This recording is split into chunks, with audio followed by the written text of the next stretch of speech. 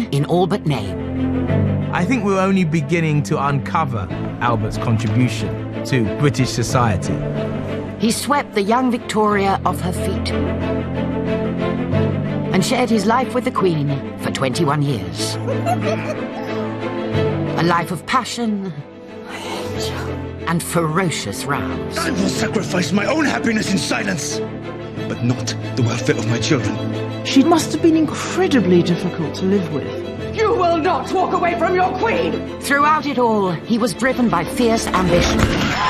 He wants to take authority from Victoria. He wants to be seen as a leading figure in his own right. With a thirst for control. I am just the husband, not the master of the house. He was blunt. He was in your face. He said what he thought. And a hunger for change. How is it that England has palaces and slums side by side? Eventually, Albert would take over. They are mostly your affairs that occupies my time. People certainly did call Albert the uncrowned king. But he would pay a terrible price. Like the hawk, I must not sleep. Be forever on the watch. Drawing on private letters and historical accounts by those close to him, this is the story of how Albert rose from obscurity to leave his mark on Britain forever. I'd say we're still living Albert's legacy today.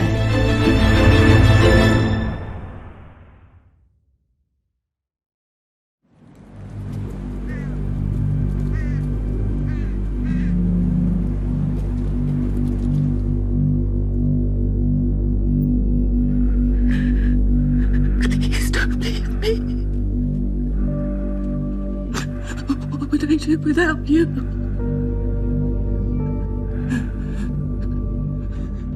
When Prince Albert died at the age of 42, Britain was the most powerful nation in the world, and he was its most influential figure. By the time of his death, it's clear that Albert was the driving force behind the monarchy, and that most of Victoria's actions as monarch were in some way influenced by him. Victoria was broken. She'd come to depend on Albert for everything. And she would mourn his passing until the end of her very long life, nearly 40 years later. Albert's wishes, his plans, his views are to be my law, and no human power will make me swerve from what he decided and wished. I live on with him and for him.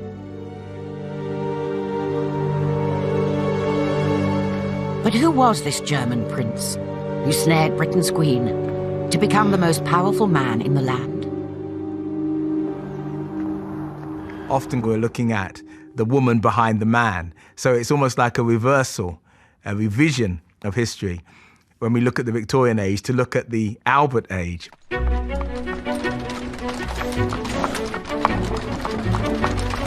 Albert's journey to the top began more than 2 decades earlier. In October 1839, he and his elder brother Ernest were summoned to Windsor Castle by their cousin, 20-year-old Queen Victoria. He's very nervous about leaving Germany to go to a girl who he feels that he has very little in common with at that point, and he knows that he is expected to secure a match with her. Albert was 3 months younger than Victoria, and they'd met once before, when she was a teenage princess.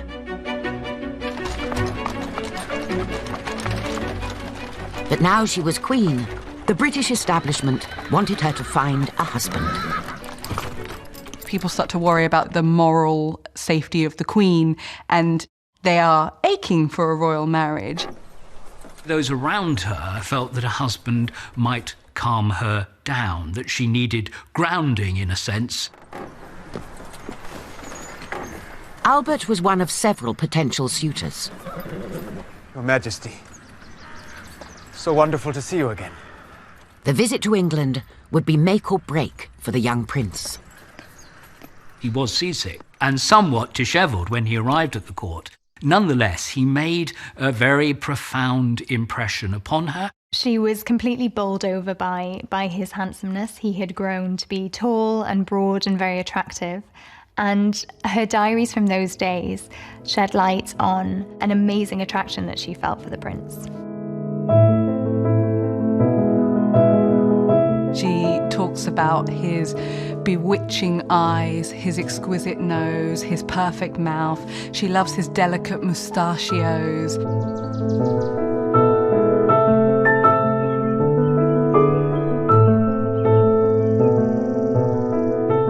They played cards, they talked about music, they talked about Italian art. And I think Albert started to realize that they had things in common, that they had shared interests, and that actually they could talk easily. Oh, no! You have me. Forgive me, Your Majesty. Only if you'll let my geese have another chance against your fox. He was, in bearing and style, something of a romantic hero as a young man, and she was a very romantic young woman, easily swept off her feet by a handsome young figure.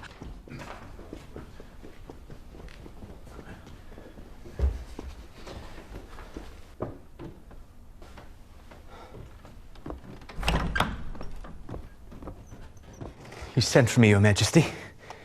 Cousin Albert. Listen, would you mind?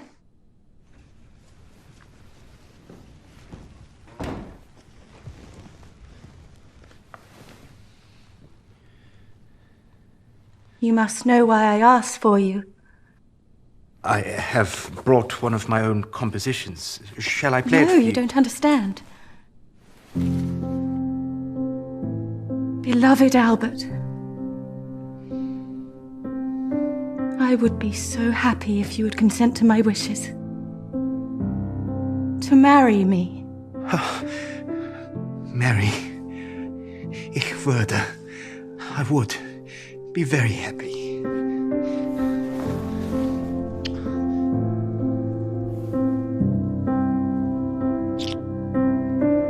Just 5 days after he'd arrived at Windsor, Albert was engaged to Victoria. He finds himself responding very affectionately, very warmly. And I think even he is surprised by how quickly he feels comfortable to share these quite out of character outpourings of emotion with her. The couple soon set a date for their wedding. But already, storm clouds were gathering. Albert craved a meaningful role. But Victoria would crush his ambitions and keep him firmly under her thumb. The English are worried about any foreigner interfering in the government of this country. But as your husband, I will be Albert, expected to... the decision has been made.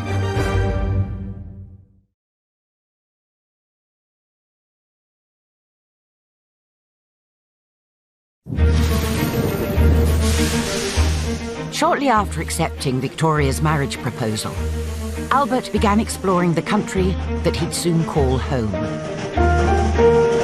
On the 14th of November, 1839, he took his first journey on the newly opened Great Western Railway from Slough to London Paddington. He was coming to a society that was bigger, larger in every sense than the society in which he lived in. It was also far more advanced. The Great Western Railway was just one of many new lines connecting towns, cities and ports. They were powering an industrial revolution that would make Britain one of the world's richest countries, and London its richest city. London is a great commercial centre, it's a great port city, it's quite unlike any city he would have experienced before, and it's a kind of foretaste of the things that Albert becomes interested in. But for the moment, Albert's mind was on his impending marriage. I write to you on one of the happiest days of my life, to give you the most welcome news possible. Victoria is so good and kind. I am at a loss to think that such affection should be shown to me. At the moment, I am too bewildered to say any more, save that my heart is swollen with bliss. But Albert's happiness was short-lived. When news broke of the royal engagement, he found himself under fierce attack. Some members of the press, the public, and genteel society were confused. How can this be?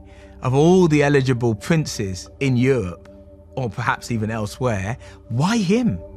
He was from a very small, quite poor German dukedom, which meant he was very much seen as this kind of pauper German princeling that the British nation was going to have to pay for. There was a famous rhyme about how he was coming to marry for better or for worse, England's fat queen and England's fatter purse.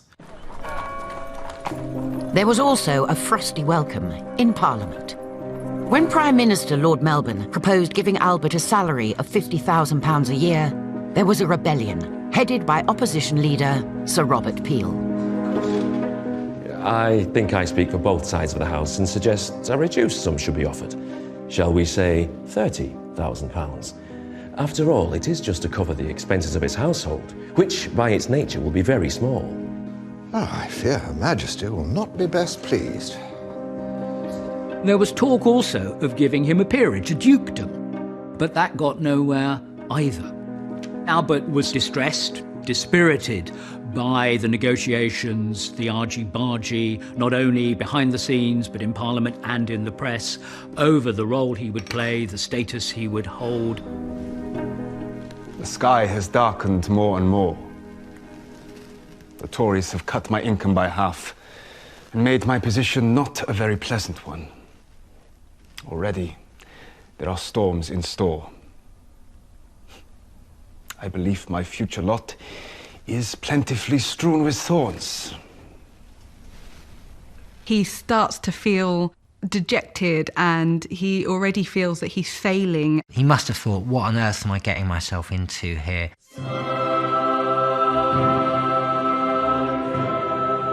Despite Albert's growing concerns, the wedding went ahead. On the 10th of February, 1840, he and Victoria married at St. James's Palace. Victoria's choice of outfit set a fashion for brides that continues to this day. Queen Victoria was the first monarch to wear white for her wedding. There was not really a colour for weddings at this point, but she chooses a white dress made with lace from England, and it's beautiful, long-sleeved, simple. She has a brooch that Albert gave her that's close to her heart, and she puts orange blossoms in her hair, which is a symbol for fertility.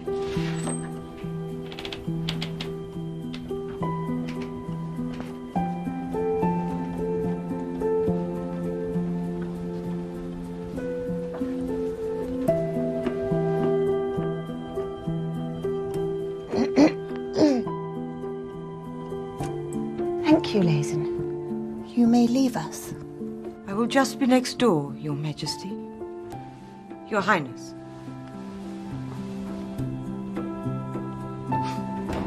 Now are we alone?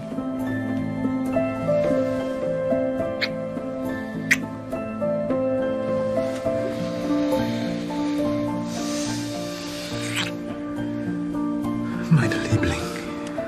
Dearest Albert. My angel.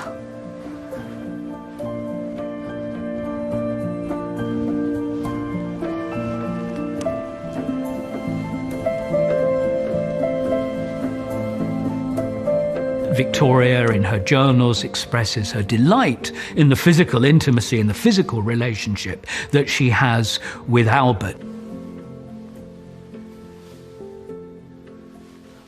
We think of Victorians, of course, as being incredibly prim and proper, but Victoria herself was anything but. She made absolutely no secret of having enjoyed the pleasures of the marriage bed.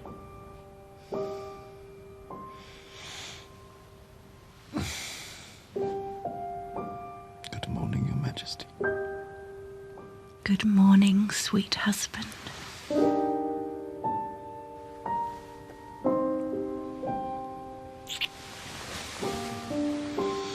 I am the luckiest man in England.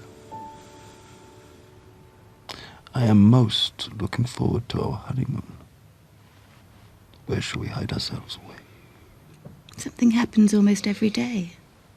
I can't possibly leave London. 2 or 3 days will be long enough. I think we'll have breakfast in here today. Victoria was very keen to emphasize the fact that she was the monarch and he was the husband. Victoria was not an easy person to whom to be married. She alternated wildly between wanting total submission to him and wanting her independence, between saying he was an angel sent to earth and accusing him of heaven knows what. Albert was desperate to play a significant role in royal life, but this led to early tensions in their marriage. Victoria had been on the throne for less than 2 years and was unwilling to share her power. Her close advisor, Prime Minister Melbourne, agreed. He had huge influence over the young queen and didn't want it diluted by her new husband. She was enormously close to Lord Melbourne, not only politically, but also personally. In a sense, he was the kind of father figure. He became the indispensable helper who was always there to outstretch his hand when she felt giddy or when she was unable to move forward. At this time, the monarch still wielded considerable power and authority over the government. All state business had to have the Queen's approval. I think Melbourne is a very, very controlling character. What he's doing is shaping her so she becomes very reliant on him. He's the only man who's got her ear. Albert coming in, Melbourne immediately starts to react to this by trying to limit Albert's influence and power. And if he can make the Queen think the same way as him, then Albert won't undermine anything he says.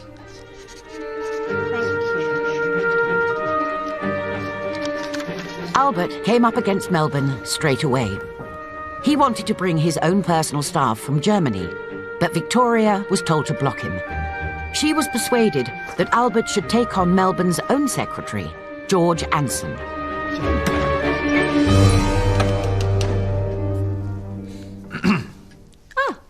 Albert, I'm not quite yet finished my suite. Victoria, may I speak with you? We are quite busy, my angel.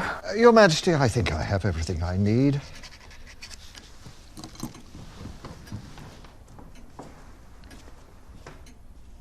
Why am I being forbidden from bringing my staff from Coburg? Albert, your people... I know nothing of this Mr. Anson, save that I have seen him dance the quadrille. Mr. Anson will be an excellent private secretary for you. He is modest, steady, a very well-informed young man. Victoria at the beginning is a very unsympathetic character to her husband. She is eager to maintain the authority and the control. But Your Highness, if I may, we are entering into a situation where there have been very few precedents. The main object is to avoid any difference of opinion between Your Serene Highness and Her Majesty. The English are worried about any foreigner interfering in the government of this country. Some of the newspapers have already expressed their hope that you wouldn't interfere.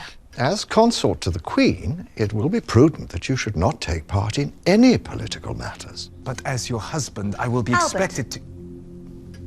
The decision has been made.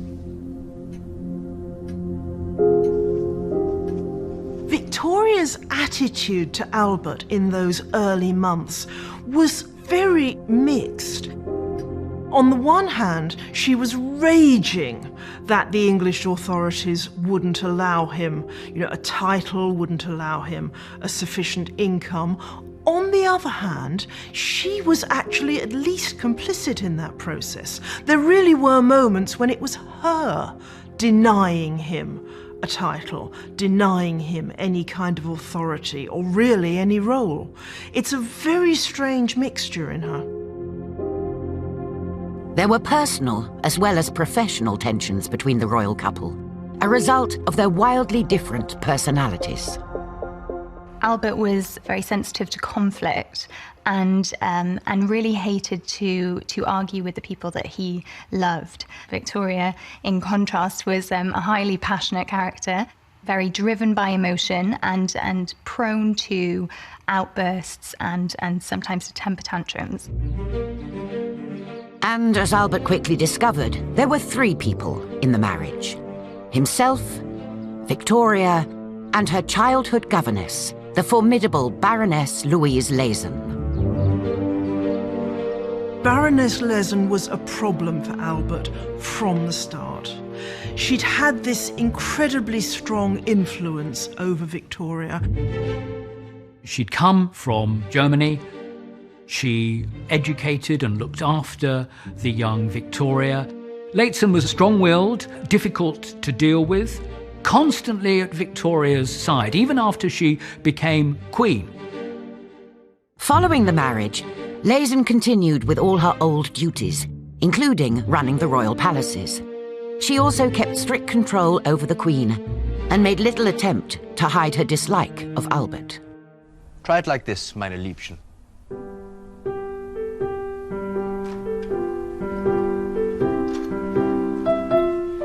Your Majesty, the Prime Minister has arrived. This afternoon's post. Thank you, Leysen. Her Majesty alone must manage her sovereign duties. Prince Albert felt irritated by Baroness Lehzen's interventions right from day one. He felt that she frequently would find excuses to come in when they were having quiet moments together and would suddenly have some matter of state business that required Victoria urgently and for which Albert was not required. Albert did have one ally in the royal household, his secretary, George Anson. Despite being appointed against Albert's wishes, the 2 men had struck up a solid friendship. Your net, sir. Oh, thank you, Anson. Did she shut you out again? The moment Melbourne arrives, she swoops in, grabs Victoria in her talons, and takes her off like some sort of dragon. Or perhaps a parrot. Head cocked to one side so her sharp little ears might catch the slightest whisper. She encourages Victoria to keep me away from any public affairs. Her Majesty alone must manage her sovereign duties. Spot on, sir. All I am allowed to do is blot her signature on the government papers. I feel the Queen may be more influenced by the Baroness than she realizes. I agree. With Leysen around, I am just the husband, not the master of the house. As time goes on, Albert actually starts to think that Victoria is scared of Lehzen. On a number of occasions, he made a request which contradicted something that Lehzen had said. And Victoria reacted with such a sort of furious and disproportionate level of upset and anxiety that he starts to see that perhaps this comes from fear. Get that woman out of here. But You have nothing to say that I care to hear. Albert's continuing feud with the Baroness would lead to a crisis point in their marriage. But the couple would soon face an even greater threat to their lives.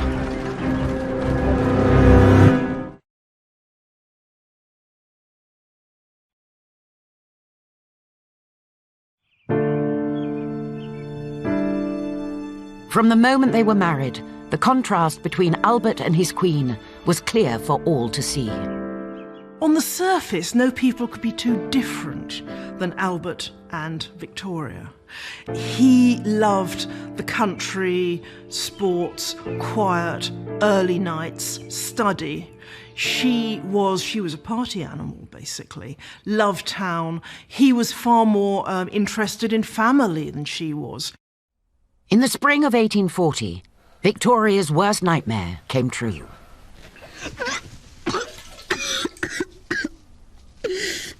oh, dear God, Albert, make it stop. I'll call the doctor, Your Majesty. We'll be fine, thank you, Leysen.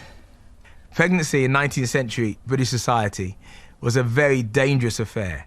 There was no guarantee that the mother would actually give birth in a way in which she could save her life and the life of the child. This is the thing I dreaded the most. I wanted more time, just the 2 of us. Now my wings will be clipped. Then let me help you. At least until you feel stronger. Albert was elated. Not only was he to become a father, he now saw an opportunity to assist Victoria with her royal duties. He's not underhand in any way. He's not the sort of Machiavellian figure who's out for power for its own sake. He's restless to do great acts and big deeds. I have come to be extremely pleased with Victoria during the past few months. She has given me a stream of interesting papers to read, and only twice had the sulks. Day by day, she puts more confidence in me. Albert starts to have a much more prominent role in terms of dealing with state affairs or just helping Victoria read through the massive dispatches that she's getting every day. It was during this time that Albert was invited to perform his first official public duty. In June 1840, the World Anti-Slavery Convention was due to take place in London. The organisers were keen to have a royal patron. One of the key great liberal causes of this age is anti-slavery, an end to forced labour. Britain's own history of slavery was checkered. For 200 years, it stood at the heart of a transatlantic trade, where millions of kidnapped Africans were bought and sold. But in 1807, slavery was finally abolished in Britain. And in 1834, it was banned across the empire. Globally, it continued, with slaves being shipped to the USA and South America. Many British businesses still benefited, which meant the campaign against it remained controversial. It was still slightly radical. Too radical, in fact, for Queen Victoria to be openly seen to be the face of the anti-slavery movement. Too radical, in fact, for her to openly write and state speeches in Parliament to endorse it. This is where Prince Albert steps in. I want to say here that the trade in human beings is not bad, not terrible. What is the word? The German is more powerful. Scheußlich. Atrocious? That's it. Atrocious. So then, I start from the beginning. I deeply regret that the benevolent... Albert accepted an invitation to make the opening speech for the anti-slavery conference. Anxious about his English, he sought Victoria's help. Persevering exertions of England to abolish that atrocious traffic in human beings... Much better. Chin up. Like this. ...have not as yet led to any satisfactory conclusion. Well done, my angel. He is knowledgeable about that subject, in some ways more knowledgeable than the Queen, and more interested, more excited than the Queen. On the 1st of June 1840, Albert delivered his anti-slavery message to a packed hall in London. I deeply regret that the benevolent and persevering exertions of England to abolish that atrocious traffic in human beings have not led, as yet, to any satisfactory conclusion.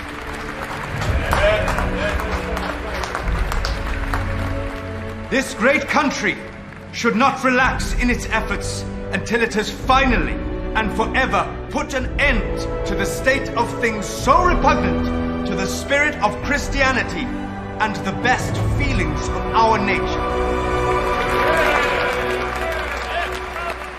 That first speech is really important to him because it's establishing himself to the British public and also to the politicians of the day as a serious man, not just as the Queen's husband, a man that can maybe start making a difference.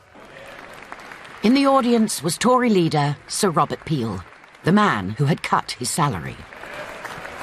I may have underestimated the young prince. He'd appealed to the members of polite society, The politicians who were gathered there, who had thought of him before that moment as a clockwork prince, suddenly they realized that this man could be useful in promoting their causes.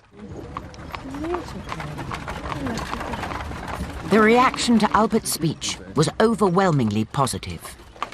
Days later, as he basked in his success, he and Victoria rode out through Hyde Park on their way to Kensington Palace. Did you see the letter from Uncle Leopold? Yes, a healthy baby girl. Soon we will be having our own new arrival.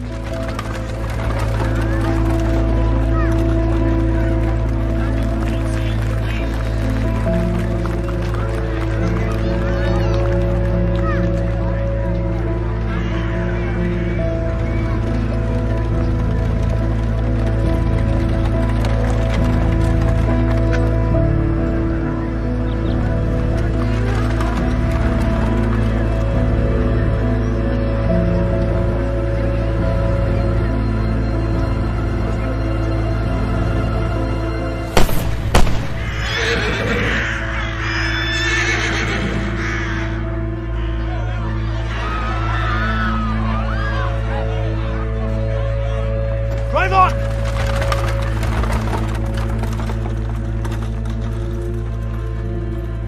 A man called Edward Oxford went out to assassinate Queen Victoria and Prince Albert. He claimed to be part of an organization called Young England. That was in fact a figment of his imagination. He was a fantasist. Even though he was initially convicted of treason, his mental capacities or faculties were questioned. For the very first time, the defense of temporary insanity is used and is accepted by the court. The shooting was the first of 8 assassination attempts on the Queen. Later that afternoon, Albert insisted they ride out again and was met with wide praise. There was very much an outpouring of public sympathy for them, particularly given she was pregnant at the time. Her prince, her defender, was there to make sure that no harm came to the Queen. This was considered to be admirable behaviour, physical bravery of a sort to, as it were, care for a queen, and Albert's stock rose very high. But Albert's growing popularity did nothing to ease his restlessness. Although he was now helping Victoria with her papers, she still denied him any meaningful professional role. You could imagine a situation in which he sits back, he enjoys a pampered lifestyle, but that's not really his character, that's not what he's been educated for. I am bored with chess every evening. I would like to invite some literary or scientific individuals to dine with us. But Victoria has no fancy to encourage such people. She would not like any conversation in which she could not take her fair share. He became deeply frustrated with this idea of just being an ornament to the Queen. That was not the kind of man he was.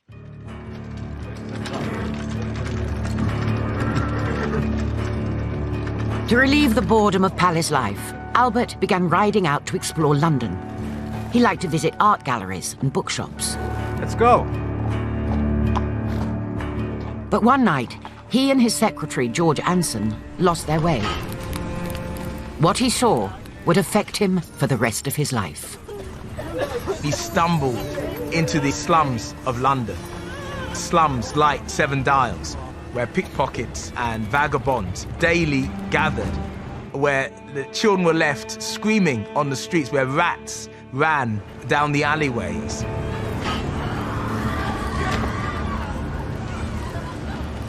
Your eyes open, Anson. He would have found scenes of extreme deprivation and destitution. The 1840s are often called the Hungry 40s, precisely because there was so much poverty around. Fine. What are you looking at, eh? I'm going about my business.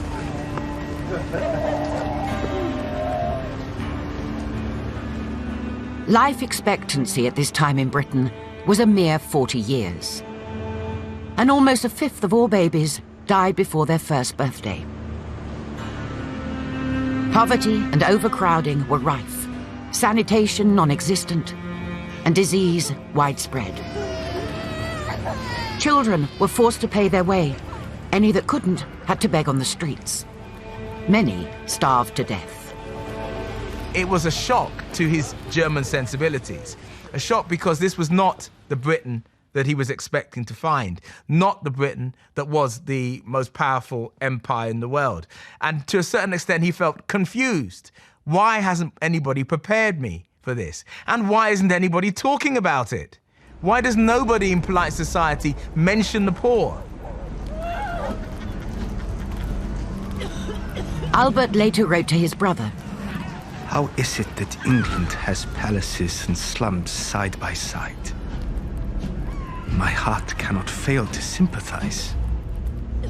The danger of poverty is the principal evil. Means must be found to make facilities for the poor. Although Albert was determined to help the plight of the poor, he still had no authority to act. But later that year, he finally gained a hand in running the country. As the birth of their first child approached, Victoria prepared to enter what polite society called confinement.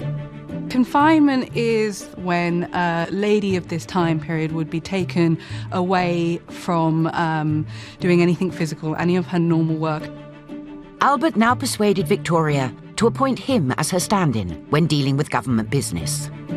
From this point, Albert begins to attend cabinet meetings. He begins to be briefed on all sorts of matters of state. Letters to and from ministers were delivered daily to the palace in a red dispatch box. And Albert was now given his own key. Albert getting his own key for the dispatch boxes is quite a significant moment. He's able to look over the material that Victoria's received and actually play a much more direct and independent role in helping her. It means that he's part of the monarchy. He's no longer the outsider. He's no longer simply the consort. He's someone who's working with Victoria in a very active way. You see him when he writes the excitement that he's got this extra responsibility now and his eagerness to do well and to give it his all. I always commit my views to paper and then communicate them to Lord Melbourne. He seldom answers, but I often have the satisfaction of seeing him act entirely in accordance with what I have said.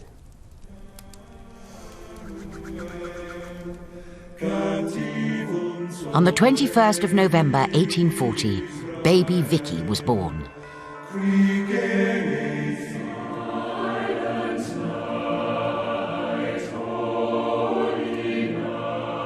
A month later, the royal family spent their first Christmas together at Windsor Castle. The most common myth about Prince Albert is that he introduced the Christmas tree to Britain, which actually was introduced by Queen Charlotte, who was the wife of George III. But it was Albert that changed the way the British celebrated Christmas. Christmas for a very long time was actually quite debauched, and it was about reveling and celebrating with friends and lovers and things like that, but not about the family. Now, when Albert comes into the royal family, he makes Christmas about this traditional family unit. He makes the tree this focal point, and it's decorated for a child, really. The tradition of singing carols was already established by this time, but it wouldn't be until 1843 for the first Christmas card, and 1846 for the invention of the Christmas cracker. Unusual in a Victorian father, it was Albert who doted on the baby, lavishing far more attention on her than her mother. Albert, you're wearing her out. Pass the little frog to Miller and come and read to me. Sir, I'll just go and see how the gift tables are coming along. Thank you, Anson. We'll have them in here next to the tree. Put me down, you rogue!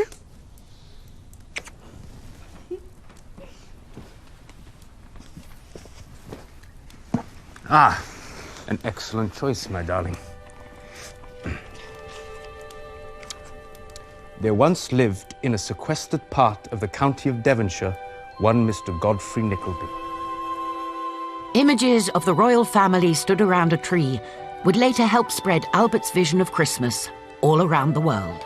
It was on a simple level that all families could enjoy and have. It wasn't them standing there in great ceremonial robes looking regal and distant. It brought Christmas, their Christmas, into ordinary families' consciousness. There was one great source of uneasiness in the midst. For Albert, Christmas 1840 was the happiest time since he came to England. He was father to a healthy baby, husband to a loving wife, and enjoyed getting involved with state business.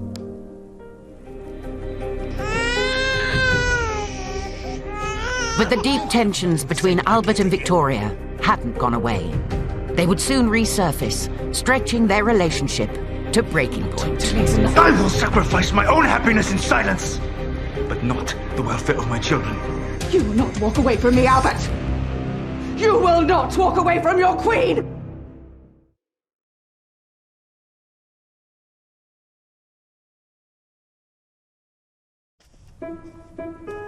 When Albert married Victoria, she resisted his demands for an official royal role. But when she became pregnant with their first child, she relented and let him take over some of her duties.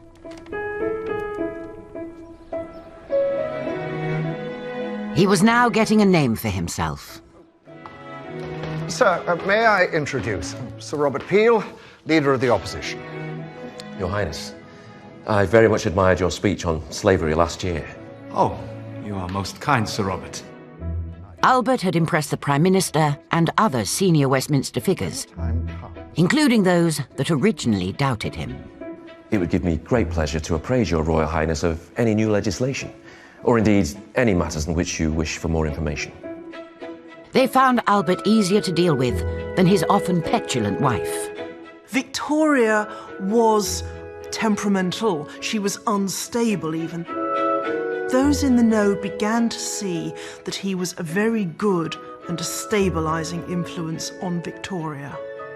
And they began to actually welcome his calming influence and to feel perhaps that they'd get a more rational answer from him than they would from his wife.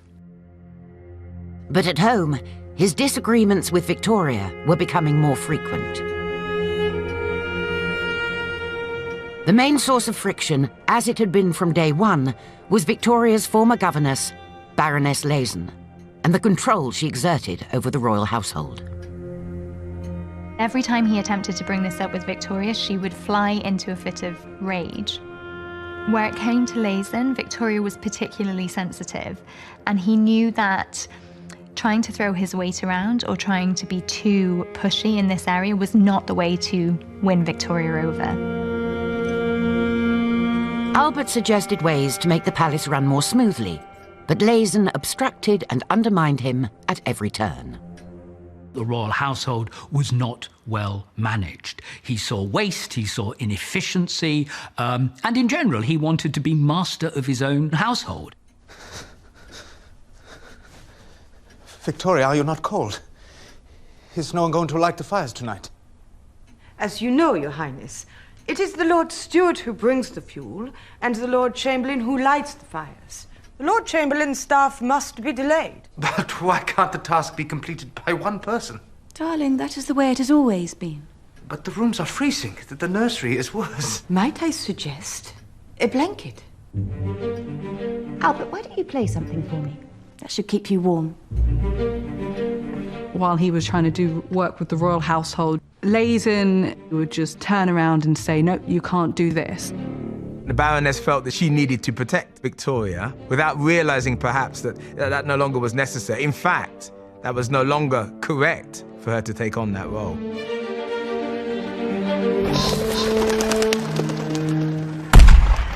Good shot, sir. Struggling to know how to deal with Leysen, Albert turned to his secretary, George Anson, and his old German friend and advisor, Baron Christian Stockmar.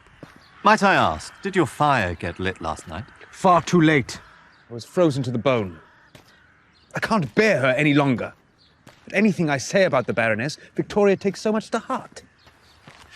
I have the impression Her Majesty may have more fear than love for her old governess. I suspect she may be happier without her. But how can we get rid of her? With the relationship between Victoria, Albert and Leysen, it eventually gets to the stage where Albert can no longer work around her. He needs the authority to do things as he wants to do. But Leysen was about to stick the knife in. By spring 1841, Victoria had recovered from giving birth. Although she allowed Albert to work alongside her, the Baroness wanted that to end. Lord Melbourne is here, Your Majesty. Thank you, Leysen. We shall be along shortly. Now that Your Majesty is out of confinement, would it not be right and correct for you to see the Prime Minister alone? Baroness, I do not think that would be necessary. Leysen does have a point, my dear. Maybe things should go back to the way that they were. I would hate for my ministers to think I'm relying on you. Allow me to take the dispatch box. And I suppose I should have the key back.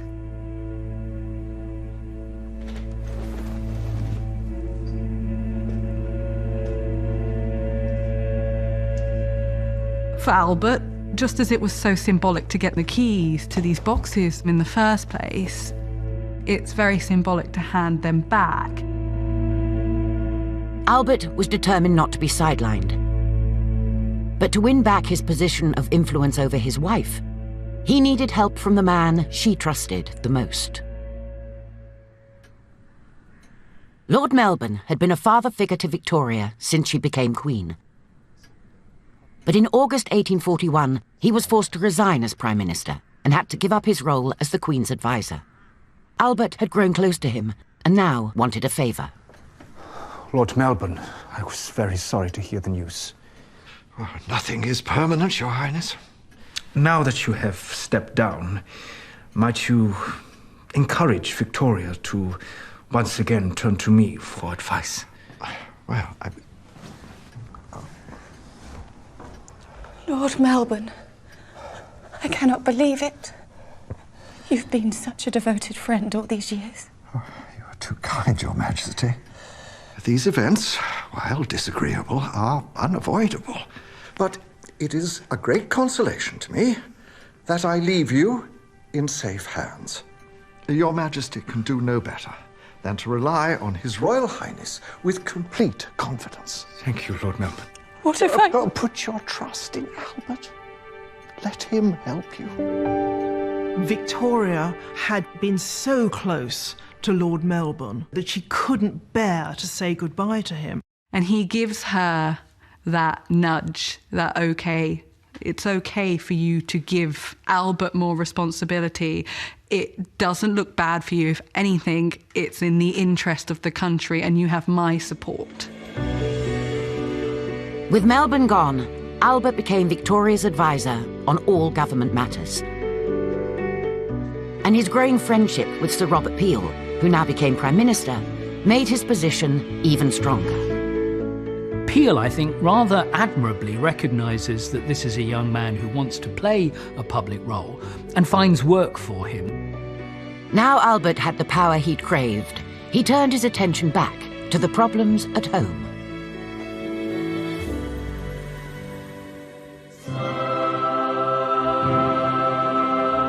In November 1841, Victoria gave birth to their second child, a son they named Bertie. But Albert's joy was marred by his continuing struggle with Leysen.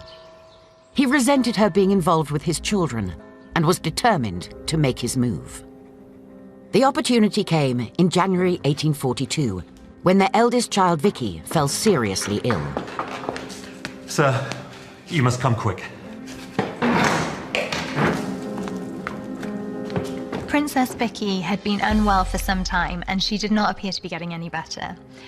And this is really the catalyst which was needed to galvanize Albert to finally stand up to the issue of late sin.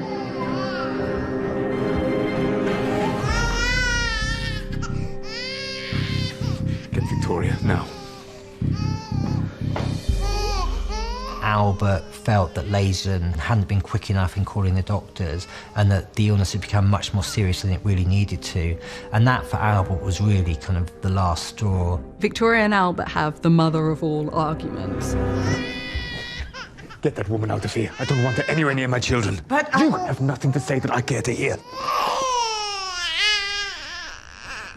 You will not speak to Leysen like that.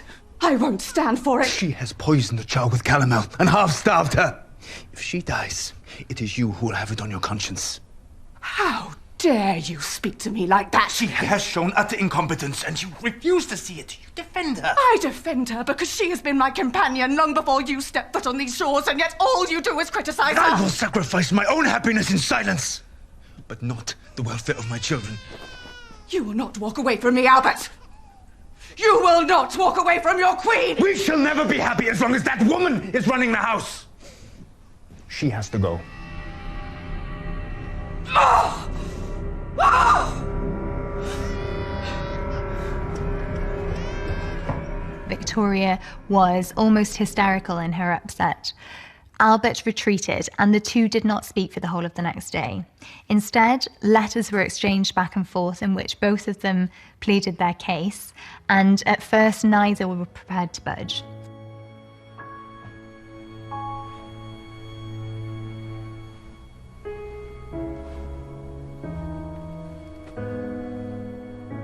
Albert, I'm sorry.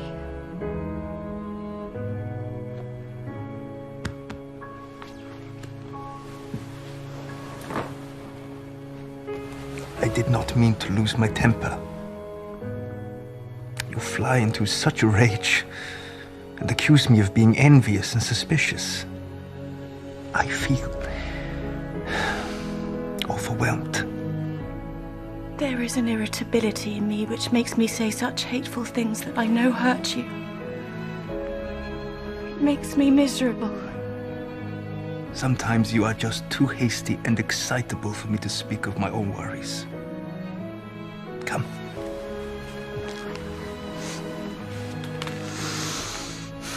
For the sake of our family, we must live only for one another.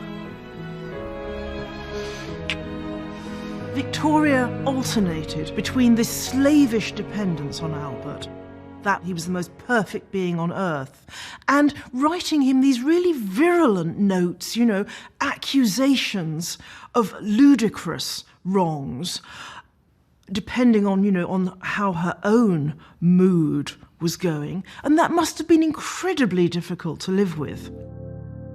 Later that year, Leysen was finally dismissed from the royal household. Albert couldn't conceal his glee. Those who tried to keep me from being useful to the Queen have been completely foiled. They wanted to prevent her from giving me anything of importance to do by creating distrust. Victoria's good sense has seen that I have no other purpose in all I seek but a means to Her Majesty's good. It's interesting, really, that Albert still won out, and without detriment to his relations with Victoria, could very easily have caused a bitter rift.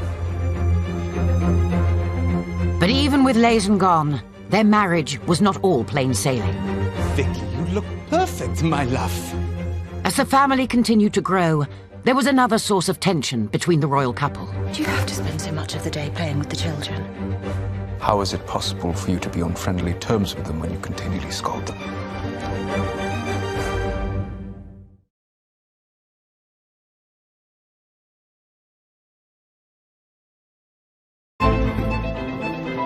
By 1842, Albert had assumed full control of the royal palaces. He completely overhauled the way they were run, saving thousands of pounds in the process. But his ambitions went way beyond the royal household. He suddenly was in a position to take on those roles, those functions, which had been restricted to him. He took a hand in everything and anything that came his way as this constant, insatiable hunger to be useful, to be busy, to be doing things. The Victorian age, as we know it, was firmly underway. There were huge advances in transport, science, industry, public works, and Albert supported the lot. Albert, oddly enough, like Prince Philip after him, was particularly interested in science and technology, and he saw that as a way that he really could make a contribution. He became interested in industrial change. He became interested in scientific revolution. In March 1842, Albert became the first member of British royalty to have his photo taken.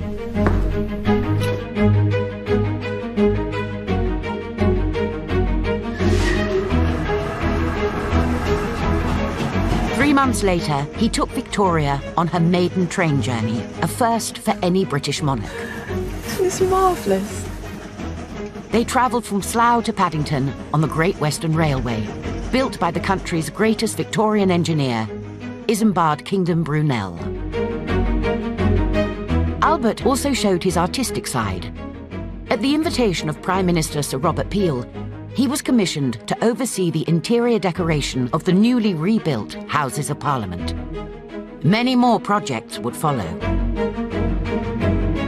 If you think about the Victorian ethic of improvement, all those institutions from clean water to improved homes, to recreational spaces, to parks, to allotments, all those features of modern life that we associate with our Victorian forebears, Albert was a supporter and a patron of all those things. In November 1843, Peel took the Prince on a tour of Birmingham. Sir Robert was from a northern industrial family and shared many of Albert's passions. His relationship with Robert Peel is this perfect bromance of two minds who have the same agenda. Both men are very, very, very hardworking and have a strong sense of duty. As the birthplace of the steam engine, Birmingham sat at the heart of the Industrial Revolution. With its canal network and newly built railways, it was the world's largest manufacturing hub, exporting goods all over the globe. From the mass production of iron and brass, to weapons and steel pen nibs, to chocolate. It was known as the City of 1,000 Trades. Albert inspected factories, foundries, and the workshops of Birmingham's famous jewellery quarter, where he saw the brand new invention of electroplating. So, by using electricity, you can bind silver and gold to base metal. They can also scale up the process. Imagine coating cast iron machines with zinc to prevent rusting. What an innovation. Well done, sir. He likes watching how things are done and how things are made, and being in a city of industry is right up his street because he loves seeing the cogs in the machine that is Britain. Albert also saw the flip side of industrial progress. The land is covered in coal dust. The people are covered in coal dust. It was a city that was crowded, people living on top of each other. They were the class that ensured Britain's industrial output. And without them, there would not have been an industrial age for Britain. Why do you still have people living in squalor at the expense of this greatness? The sight of the workers and their families brought back memories of his earlier encounter of the London slums. But it was his visit to Birmingham that convinced Albert of the need for change. These people, they have the most toil, yet least enjoyments of this world.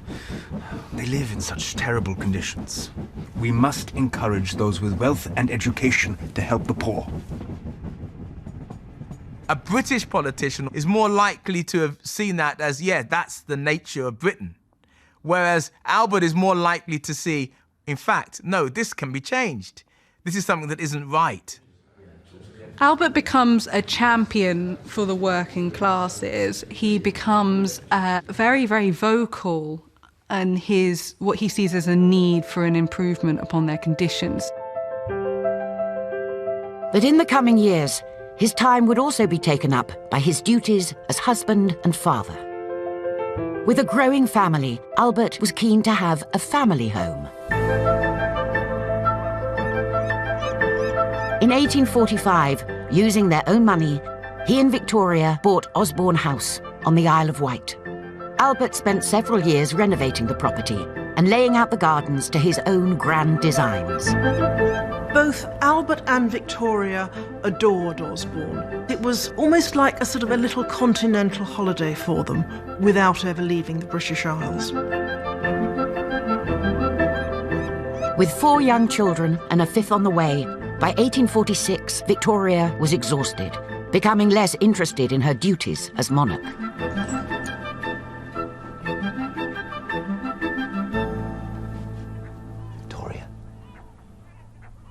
Victoria. Sorry, my angel. What were you saying? I just need your signature, my sweet. It's another set of railway acts. Albert, what would I do without you? Victoria allows Albert to take a much more significant role. He starts drafting all of her correspondence, and she is just required to copy it out. Hello. Bertie, my dear, I'm sure your father has work to do. Come on, I'll race you to the fort. I think Albert was made to be a father. He gave so much of himself to the children when he had time. For Albert, Osborne House was more than a holiday home. It was a place for the royal children to be educated and entertained. Out in the grounds, he would later build a Swiss cottage, a miniature world they could play at being adults. He teaches them to cook, he teaches them to garden. He thinks about how to allow them to be children and have fun, whilst also preparing them to be princes and princesses of the world. Albert often encouraged his children to put on plays. Vicky, you look perfect, my love. Now, you are playing the part of Athalie, the widow king of Judah, which is the most difficult part. Sir, I have the letters you requested. Thank you, Phipps. I will attend to that in a moment. Don't do that, Bertie. Can't you see I'm trying to draw? You'll need this if you're to be the priest. Bertie, my love, you are a Roman soldier. Please, come and stand guard next to your sister. Good boy. Alice. Now, the high priest would not stand there picking their nose.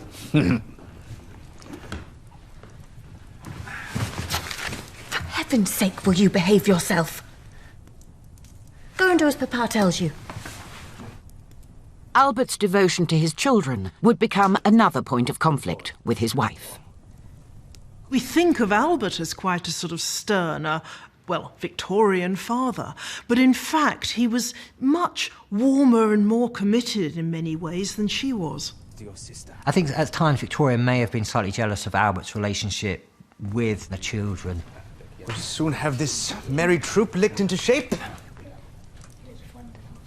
Look at Vicky. She excels at everything. Darling, is there something wrong? Do you have to spend so much of the day playing with the children? But this is part of their education. Albert, I just want to spend some time with my husband alone. It is a pity you find no consolation in the company of your children.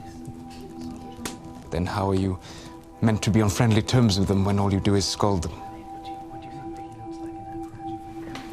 The children got in the way of this intense, consuming passion she had for Albert. And as more and more children intervened, it created a bigger and bigger distance from him.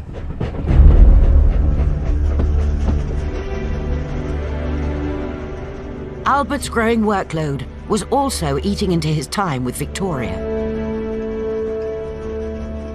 During the late 1840s, he toured the nation. He laid numerous foundation stones, inspected docks and factories, and witnessed new scientific innovations. In 1847, he was even elected Chancellor of Cambridge University. Albert also worked with many charities, putting into action his plans to improve workers' lives. Poverty, malnutrition, poor housing. This is the peril of Britain's rapid and dramatic industrial advance. Along with improved housing, we need education for children, allotments to grow food, and benefit societies for the laboring classes. I shall not cease to promote these objects wherever and whenever I can.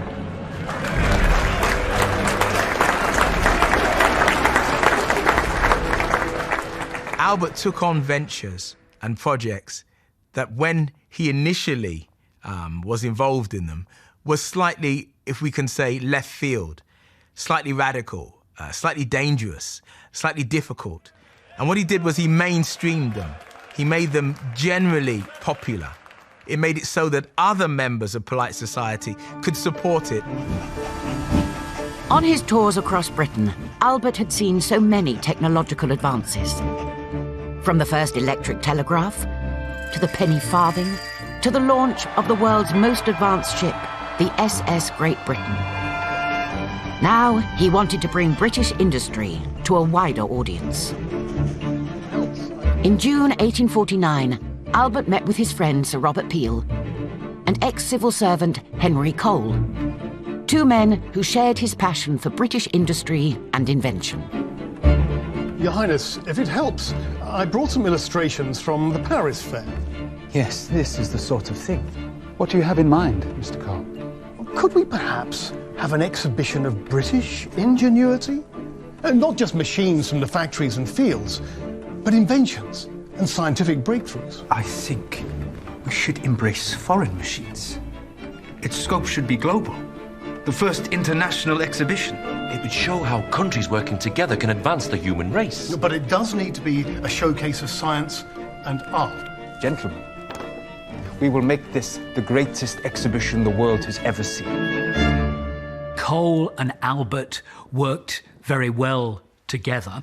They shared a common vision of making a grand statement, of doing something on a grand scale. On the 21st of March, 1850, Albert announced the plans for the so-called Great Exhibition at the Mansion House in London. It promised to be one of the most ambitious events ever staged. There was widespread enthusiasm, but also fierce opposition. There were a litany of complaints. Why should we do this? Why should we spend public money on a great cultural project? Surely this exhibition would become the source for anarchists, terrorists, people not be coming there to assassinate noblemen and dignitaries. All this cost, for what benefit, what purpose? Even the leaders of science and industry really didn't quite see the point at first. Undeterred, Albert pressed ahead, immersing himself in every aspect of the vast project. But in the midst of it all, there was a double tragedy. The death of his secretary, George Anson, and his close friend, Sir Robert Peel.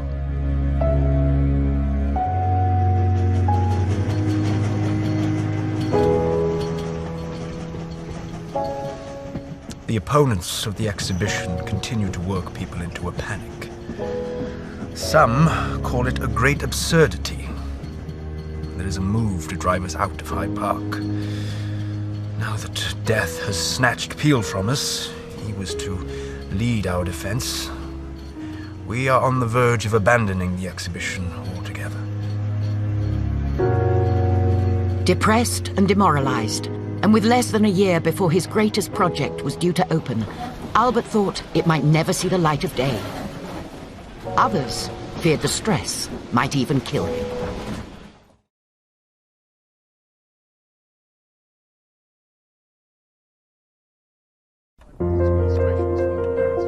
Following the announcement of his great exhibition, Albert was overwhelmed by a barrage of criticism. The original plan for a vast brick building had been rejected outright. But a late entry came from former gardener Joseph Paxton. He proposed a giant glasshouse, the Crystal Palace. Paxton had experience of building large iron, timber and glass conservatories in his employment with the Duke of Devonshire at Chatsworth.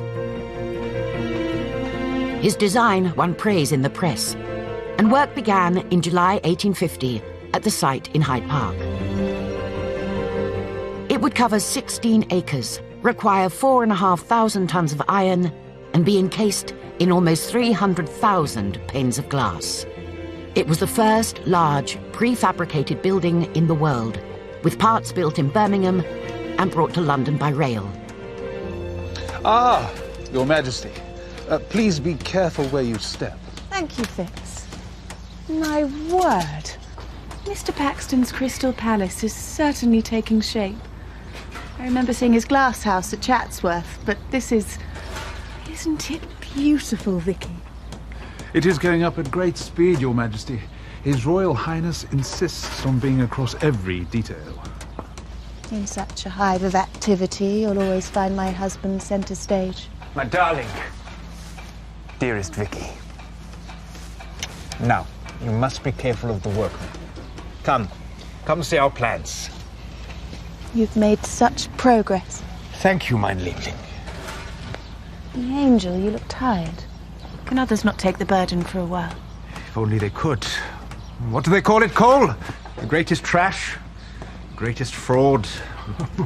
Well, I hear that some mathematicians have calculated that the Crystal Palace will blow down in the first strong gale. Some religious scholars call it the second Tower of Babel, and that it will draw the vengeance of an offended god. Oh, Your Highness, I can give no guarantees against such perils. Mr. Cole. Albert, my dear, you will prevail.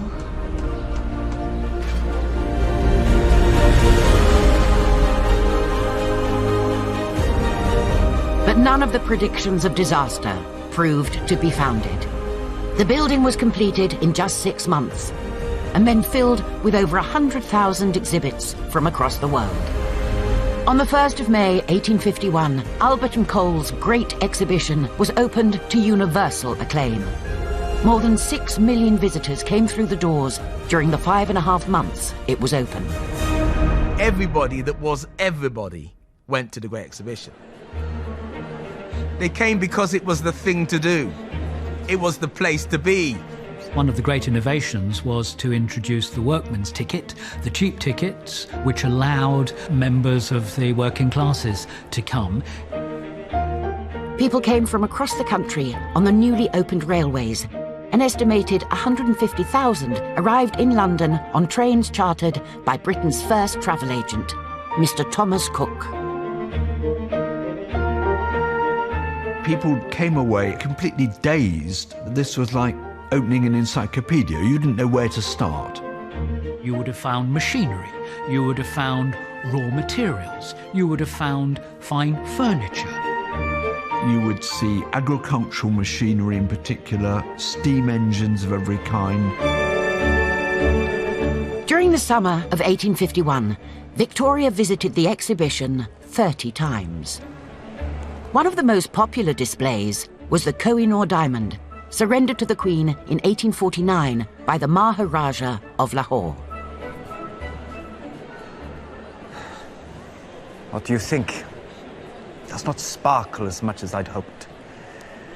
Maybe I will get it recut. I think it is magnificent.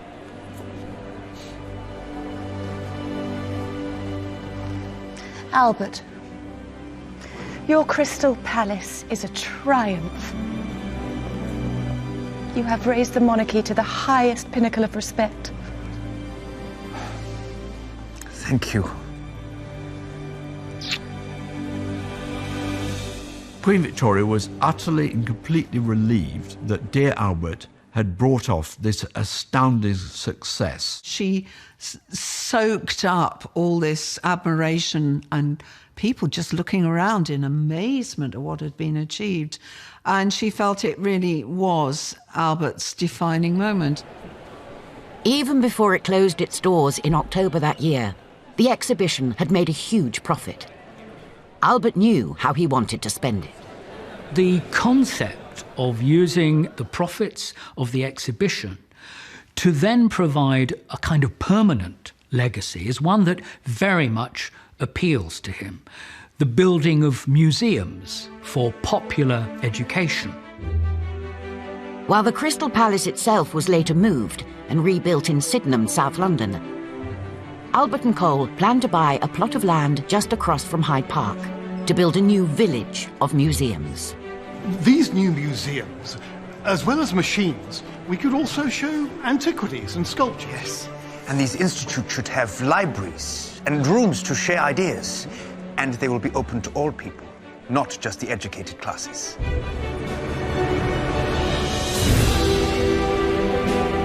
The site was nicknamed Albertopolis and would become the new suburb of South Kensington. Cole was later made director of the South Kensington Museum, subsequently renamed the V&A. Over the next 4 decades, the site would become home to the Royal Albert Hall, the Natural History Museum,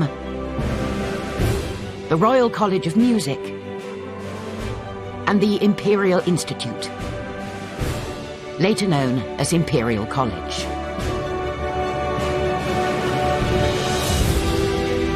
And it was all down, in large part, to Albert. Albert became known as a man who did everything. They recognised that what he was doing was for them. And you see this wonderful shift at this time where people start to become reliant on him and what he's doing for the nation. Albert's new status led to extra roles and responsibilities, yet he still volunteered for more. In 1854, when Britain went to war against Russia in the Crimea, he couldn't resist getting involved. Prince Albert began to talk to the generals about raising entire new regiments and sponsoring those regiments. Albert helped raise money for the Army's first permanent training camp, which was then built in Aldershot. He proposed setting up volunteer army reservists, which later became Britain's territorial army. He met with Florence Nightingale and helped her improve the army hospitals. And he even came up with the idea and design of the Victoria Cross. Being Albert, he says that it should be awarded to all ranks, not just officers, but to non-commissioned officers and to ordinary soldiers as well. Albert relished the extra work, but it came at an increasing cost to his health. Albert was always succumbing to colds and chills and stomach upsets that gathered pace and intensity as he grew older and as he took on more and more responsibility. Still only in his mid-30s, Albert now felt the weight of the nation lay on his shoulders. The mounting pressures were taking an emotional toll, and he sought an escape.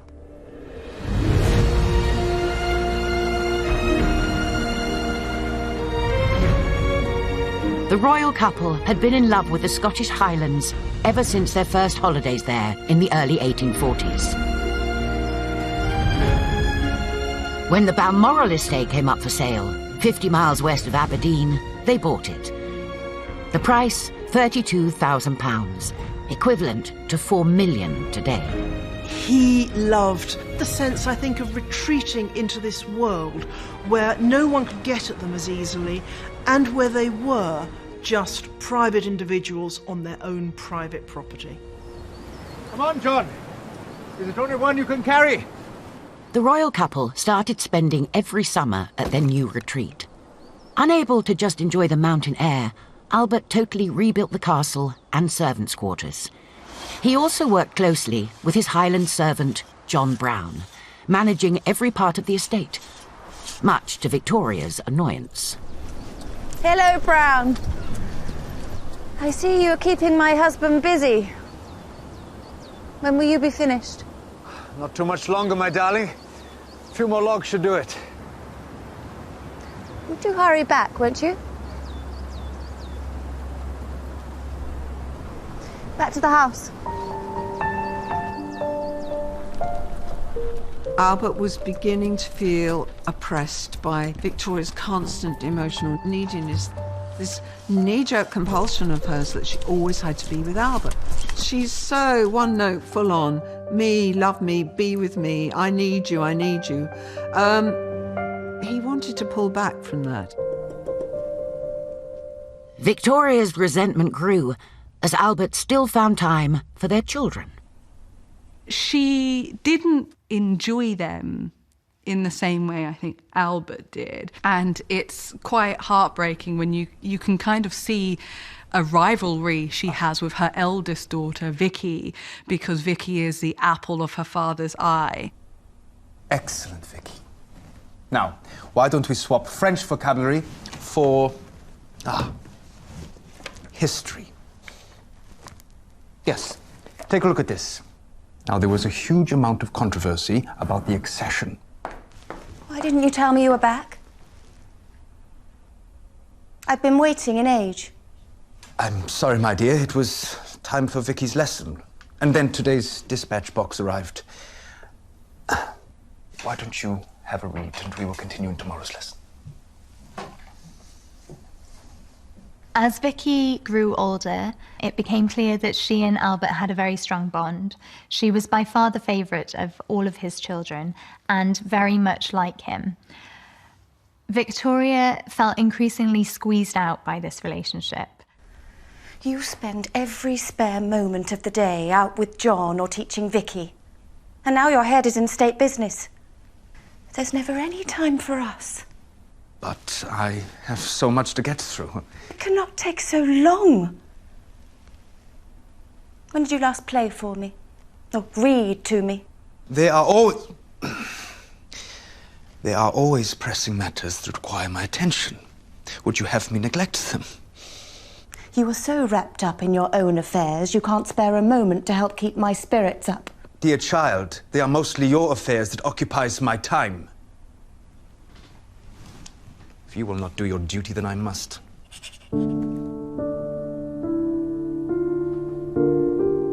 Albert had developed a pathological obsession with work. Now effectively a full-time stand-in for the Queen, there were also countless meetings, charitable commitments, and the running of the royal household. There was little time left for Victoria. The time for Albert was fast running out.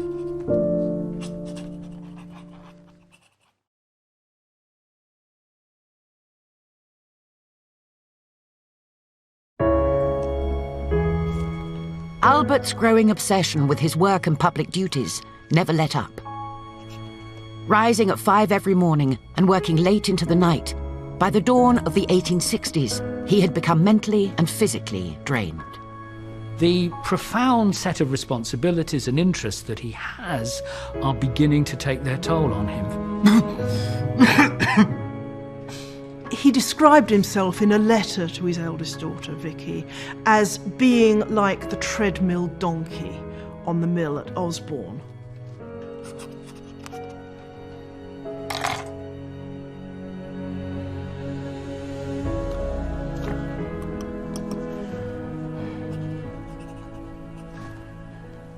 Thank you, Phipps. I hear that Mr. Cole wants to expand the South Kensington site. It's a new museum of natural history. It's for Richard Owen to house his collection of fossils and animals and, Dinosaurs? That's it. I'm sure Mr. Darwin might have some exhibits to add to the display, so long as he and Owen are back on speaking terms. Can I get you something, sir? I'm all right. It'll pass. I'll call a doctor. I'm fine. I dare not stop. Like the hawk, I must not sleep. And be forever on the watch. One of the traits that he had developed from a young age was a complete inability to delegate. And by this stage, he's taken on more than he can really handle. Albert was now dogged by poor health, often complaining of crippling stomach pains. If you take a close look at Albert's letters, diaries, and the Queen's account of him over many years, you get a very, very clear sense of a pattern of ill health becoming more and more chronic.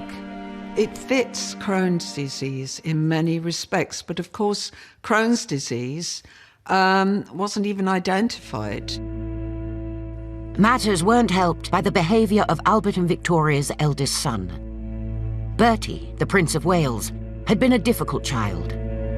Now 20, he was in the army and causing trouble in the ranks. Did you read the letter from his commanding officer? His idleness and disregard for everything is enough to break one's heart. He seems to take no interest in anything except clothes and the latest boot fashions. Despite my lessons, I fear his intellect pales in comparison to his sister. Why doesn't he listen to you? In November 1861, the royal couple received news from Bertie's training camp in Ireland. He'd been found in bed with an actress named Nellie Clifton. The revelations completely devastated his father. Everything that he had hoped to stamp out of his children seemed to be manifesting itself in his son and heir. If there was one thing he was utterly obsessed with, it was preserving the moral uprightness of the royal family. There should be no taint of scandal. Bertie returned to Cambridge University to continue his studies. Albert travelled from London to meet him. Despite severe stomach pains, he insisted they went for a walk to keep their conversation private. Your behavior has caused me the deepest pain. What if the girl fell pregnant? You have willfully plunged into the lowest vice. I am still your loving father. But when I consider you will one day take the reins of an empire where the sun never sets, my mind becomes confused by the very idea. You must not, you dare not be lost. The consequences for this country will be too great.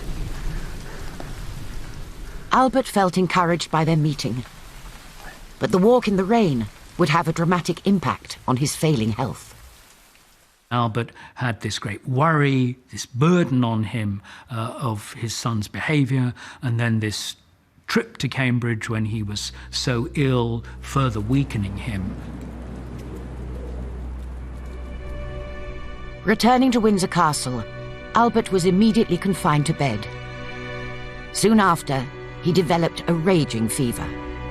Poor Bertie got, in a sense, the blame. But that really is a bit unfair, because Albert had actually been ill, been complaining of ill health, and been noted as looking much older than his age.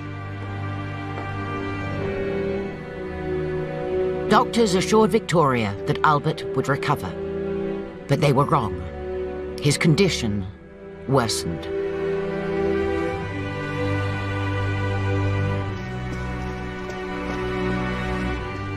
Mama! Mama!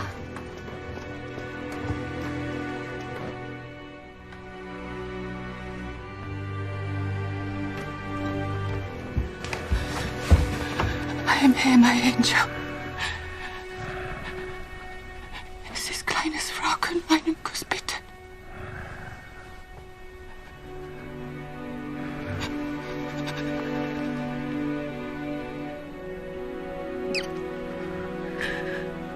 Please don't leave me. What would I do without you?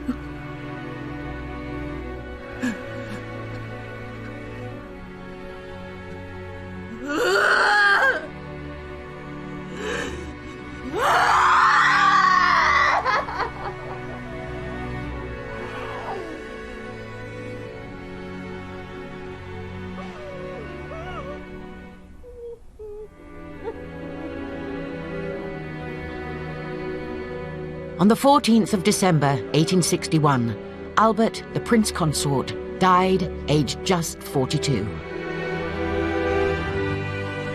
The official cause of death was typhoid fever, but doctors have since speculated it could have been renal failure, abdominal cancer, or complications from Crohn's disease.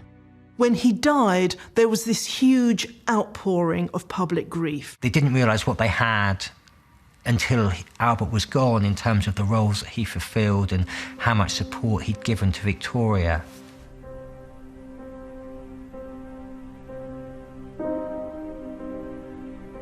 Albert's wishes, his plans, his views are to be my law, and no human power will make me swerve from what he decided and wished.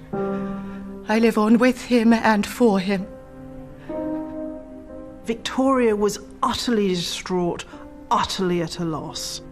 I prayed we would die together. Why do I survive? How will I be able to go on? To live? To move? To help myself in difficult situations? Pleasure and joy, all is gone forever. She wrote that my life as a happy one is ended, and that she had no idea what to do, even who she was, how to comport herself without Albert at her side. He was the light in our home, the best father who ever lived, and a blessing to the country.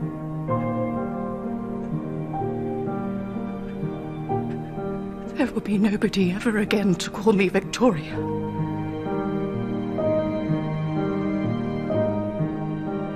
Victoria would mourn her husband's death for the rest of her long life. While memorials were raised to his memory, Albert's actual legacy has quietly been forgotten. By examining Albert in more detail, it enables us to have a greater understanding of his contribution to British society. He modernised the British monarchy and taught Victoria that her job as monarch was to be an advisor to government, but that it was government that ruled. Without him, the monarchy may not even exist. Certainly not as they do now. As well as securing the future of the royal family, Albert was a man who wanted to make things better, a driving force for the early Victorian age. He was an intellectual figure, a man of energy, a man of ambition. Albert wanted British science and technology to be recognised throughout the world. He wanted people to be able to access it, to find out about the miraculous things that had gone on. He had quite a determined idea of how he wanted British society to modernise, how he wanted the classes to come together, how he wanted ignorance to be abolished. He was very honest and very passionate about what he believed in, and he really believed that his role was an opportunity to do good and to really make a change.